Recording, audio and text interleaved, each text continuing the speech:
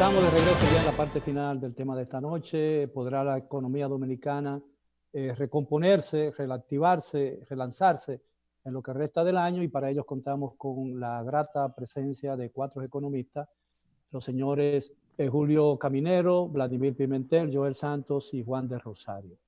Hablábamos en el segmento anterior de la posibilidad de que haya un rebrote. ¿Qué opina usted, el señor de Rosario, en el caso hipotético de que un rebrote pueda entorpecer el tránsito confiable hacia una recuperación económica? ¿Eso es posible? Bueno, es posible y de hecho hay una preocupación porque muchos sectores, en vez de iniciar el programa de reinserción laboral, lo que están pidiendo es una extensión de las suspensiones y eso por 90 días más. Si usted lo mira en cuatrimestre de la economía, estamos hablando de que vamos a tener 2 cuatrimestres prácticamente con la economía cerrada. Eso significaría aumentar el déficit de una proyección de 5 o 6, fácilmente estaríamos hablando de 7 a 8. Y eso sería funesto para la economía dominicana. Yo pienso que, como decía Joel Santos y decía Caminero, creo que es importante que prestemos mucha atención al tema de la evolución de la pandemia y que nos adelantemos en materia económica hacia dar seguimiento más cercano, ¿no?, a este vínculo salud y economía. Personalmente yo creo que vamos a hablar de brote y que la economía no puede durar un año entero, personas percibiendo salarios, otros percibiendo las subvenciones de los programas FASE, quédate en casa durante un año. Eso sería devastador para la economía dominicana. Señor Santos. Bueno, la palabra rebrote yo no la tengo muy clara. Yo no tengo muy claro de en qué momento la situación estuvo bajo control. Creo que una vez ya pasada el tema electoral, yo creo que hay que tomar muy en serio el manejo sin necesidad de irnos a los extremos de la situación sanitaria, para entonces evitar y enviar un mensaje claro de que la República Dominicana se puede manejar y puede mantener sus fronteras abiertas sin necesidad de afectar a la economía. Creo que en mi primera intervención fui muy claro en decir de que no se pueden ir a ninguno de los dos extremos. Y creo que de esa manera se puede manejar la situación, porque al final de cuentas no quedará claro de qué situación puede terminar matando más personas, si la situación sanitaria o una crisis importante de la economía. Confío en que las nuevas autoridades podrán, sin lugar a dudas, mantener un balance adecuado y que el país podrá enrumbarse por una reactivación adecuada con un manejo sanitario, pero la confianza es fundamental en los entes económicos para poder manejar esta situación. Evidentemente las nuevas autoridades, las autoridades actuales y las nuevas que asumirán el 16 de agosto, están enfrente a un grave dilema, ¿no? Un grave dilema. Es decir, ¿a quién ataco primero? ¿Qué ataco primero? ¿A dónde pongo todos mis recursos, todas mis fuerzas, todos mis músculos? Un dilema difícil de resolver, ¿no? Así es. Debemos tomar en cuenta, Miguel, también que el número de aumento de contagios vamos a verlo en términos de cifras. La situación estaba ahí. Como no se hacía la cantidad de pruebas suficiente, no salía en las mediciones la cantidad de contagios real. Cada vez que aumenta el número de pruebas, por ejemplo, en el último las pruebas sobrepasan de 4,000. Entonces, los contagiados, el reporte de los contagiados es de 1,200. Estamos hablando aproximadamente un 25%. Eso estaba ahí. Era que no se medía. El tema del encerramiento, del confinamiento, de la economía sigue formando parte de conversaciones a altos niveles, vamos a decir así, de los llamados pensamientos. ¿Por qué? Porque los confinamientos, las economías eran propios, las economías desarrolladas, en lo que la economía informal no tenía el tamaño que tienen las economías nuestras. Es que el promedio del empleo informal en la región de América Latina y el Caribe es de un 56%. Esto es que 6 de cada 10 ciudadanos que son empleados tienen que salir todos los días a buscar el dinero para el sustento diario. Entonces, esto no puede ser por un periodo tan largo. Por eso se ha estado planteando de que, ok, si usted tiene que hay un rebrote, y yo digo, como dice yo, el santo no tratando de tener, podemos tener eso claro, porque eso estaba ahí, lo que pasa era que no estaba. Entonces, lo que podría hacerse encerramiento o confinamiento de carácter parcial, o sea, si esto está concentrado en la provincia de Santo Domingo, pero en Santo Domingo específicamente en el sector de los Alcarrizos, bueno, pues vamos a hacer un control sanitario ahí, no vamos a cerrar la economía total. Si otras provincias del país no tienen problemas, no tienen economía de manera total, es un gran dilema, es una disyuntiva, es una discusión de quién es quién entre el médico y el economista. El médico ve el problema desde el punto de vista estrictamente sanitario, nosotros lo que decimos, ok, tú quieres salvar la salud del ciudadano, pero tomas en consideración que si el ciudadano no tiene ingresos y el Estado no tiene cómo suplir eso o no lo puede suplir en la cantidad que lo necesita, entonces ese ciudadano se va a morir o se muere por el problema económico de que no tiene ingresos o se mueve por el problema sanitario de que no hay recursos ni para curarles ni hay recursos para prevenir la enfermedad. Señor Pimentel.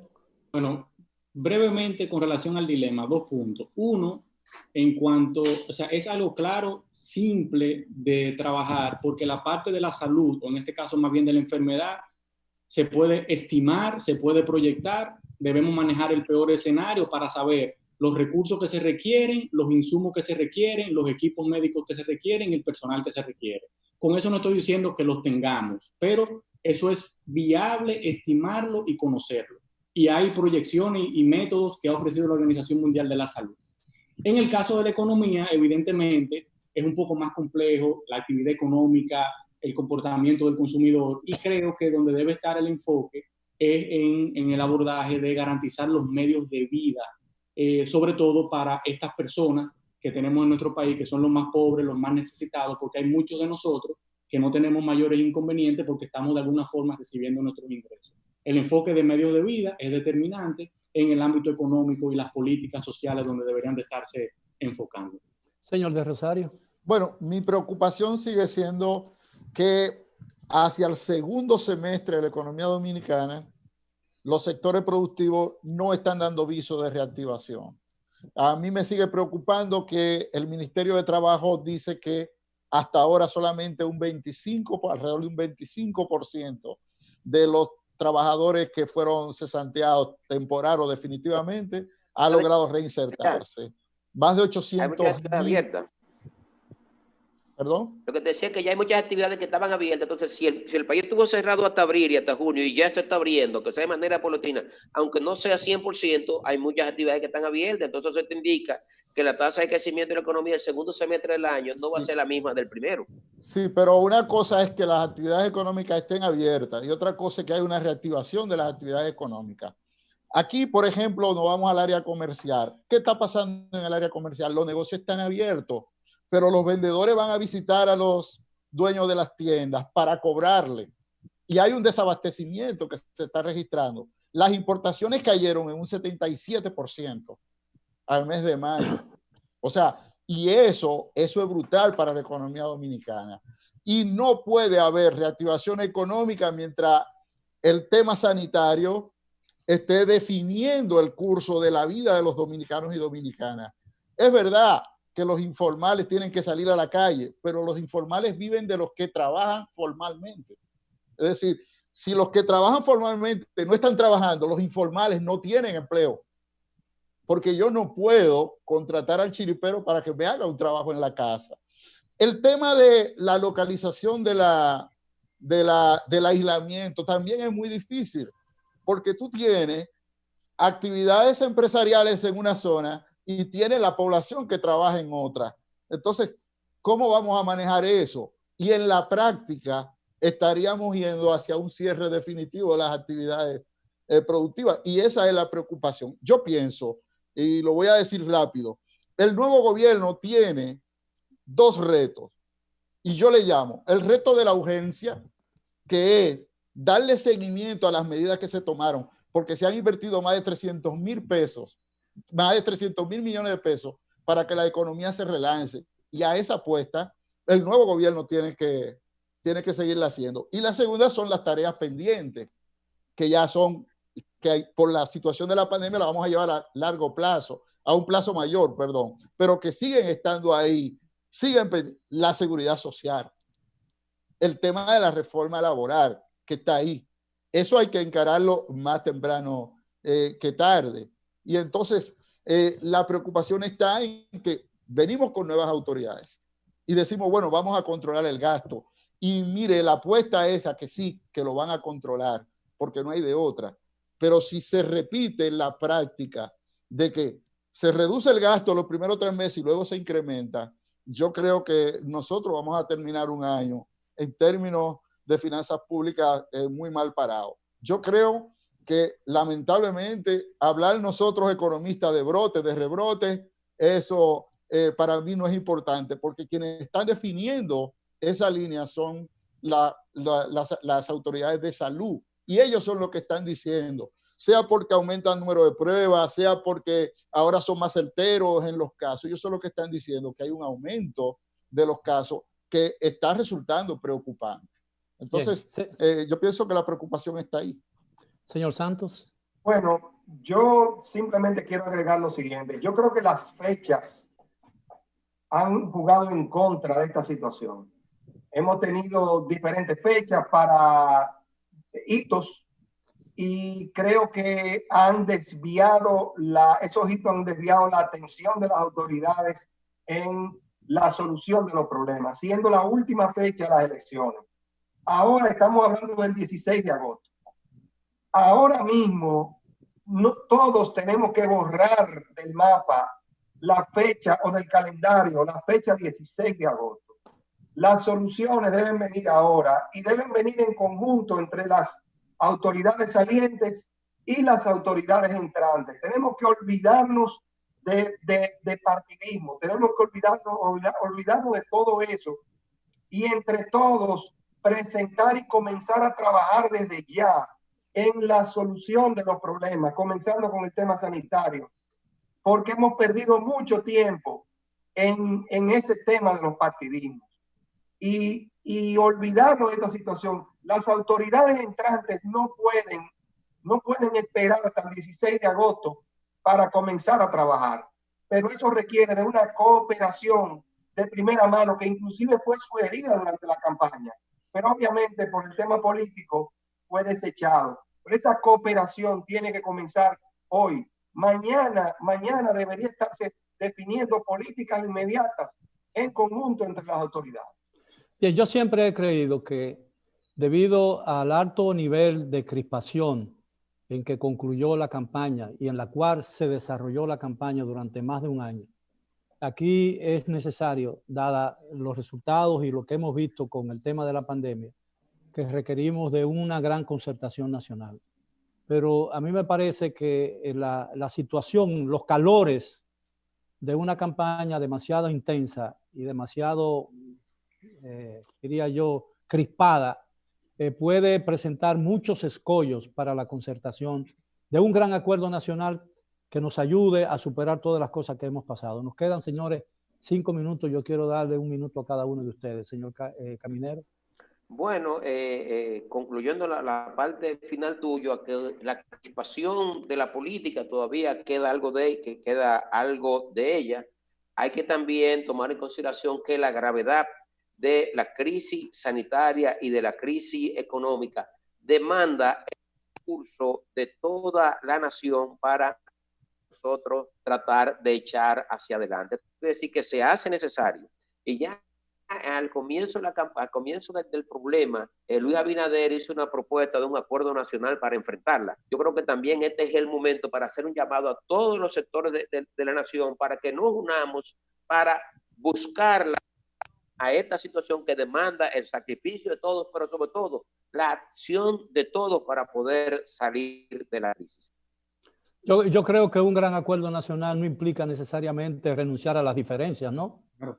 No, claro. Yo creo que en ese punto yo agrego tres elementos. Uno es ese, yo creo en los hombres y mujeres dominicanos, Creo que quizás un gran pacto, como implicaría en un momento normal, sería complejo, difícil, pero sí acuerdos muy puntuales, monitoreos, seguimientos y esas comisiones que se han designado, que sean lo que yo le he llamado comisiones de emergencia extendida. Enfocar en los temas de industrias donde hay mayor productividad y que enfoquen en los medios de vida, y sin lugar a dudas se requiere disponer de fondos externos de manera inteligente con el compromiso de la transparencia adecuada. Señor de Rosario. Yo pienso que las universidades están ahí y muchos profesionales están dispuestos a prestar su servicio para que todos juntos logremos no salir de este punto en donde estamos. Yo creo que la academia ha sido olvidada por mucho tiempo, los pactos siempre se hacen en lo político y se olvidan que los técnicos, que el conocimiento se genera en la universidad. Yo pienso que es el momento de que las autoridades también nos miren a nosotros en las universidades y nos consulten. Quizá tengamos algo que aportar. Señor Santos. Bueno, yo ya hablé de la concertación, pues ahora me toca hablar de otro tipo de balance, que es el balance entre las decisiones coyunturales y las decisiones de mediano y largo plazo. También creo que debe haber una armonía entre las dos. Estoy seguro de que las nuevas autoridades tienen muy claro de que ese balance va a ser importante. No tenemos que esperar a resolver los temas coyunturales para comenzar a pensar en la y actuar sobre algunas de las medidas de mediano y largo plazo que este país necesita. Reformas que serán fundamentales para volver a encarrilar la República Dominicana, no solamente en el campo económico, sino también en el campo institucional. Bueno, yo pienso que cada vez que hago una visión retrospectiva de la historia, me recuerdo que Estados Unidos y Vietnam se mataron entre ellos, ¿no? Durante muchos años, 11 años de guerra muy cruel, y hoy tienen un acuerdo de libre comercio entre las partes. Francia y Alemania libraron 2 guerras mundiales y se mataron entre ellos. Se ocuparon mutuamente, un país se ocupó al otro y el otro viceversa. Y yo no creo, y ahora son los garantes de la unidad europea. Entonces no me explico cómo el PLD y el PRM y los partidos políticos dominicanos que no se han infringido mayores ofensas que esas, no pueden ponerse de acuerdo en beneficio del país, ¿no le parece? Así es. Miguel, yo siempre recuerdo, me vino a la memoria aquellas elecciones del año 1994, que después vino la elección del 96, que finalmente Peña Gómez no pudo lograr la presidencia de la República, y una vez le preguntó Margarita Cordero para la revista Rumbo, dice una que si no tenía un rencor contra el doctor Balaguer. Entonces él dijo en ese momento de que Balaguer era un gladiador en la batalla, pero que era un caballero en la paz. Yo creo que ahora hay que tratarla de apagar los ánimos y ser caballeroso todo, y entender que solo la unidad de todos los dominicanos nos va a permitir salir de esta difícil situación. Y cuando nos tendamos la mano, no lo hagamos con el puño cerrado, por supuesto, ¿no? Ahora estamos en tiempos de COVID. Así es. Caballero, muy agradecido nuevamente por la amabilidad de aceptar nuestra invitación. Yo pienso que esta conversación ha sido muy provechosa, no solo para los amigos televidentes, sino para mí en el plano personal. Así que espero seguir contando con su gracia para futuros programas de interés nacional. Y a los amigos televidentes, gracias nuevamente por su atención. Los esperamos como de costumbre mañana a la hora de siempre. Hasta entonces.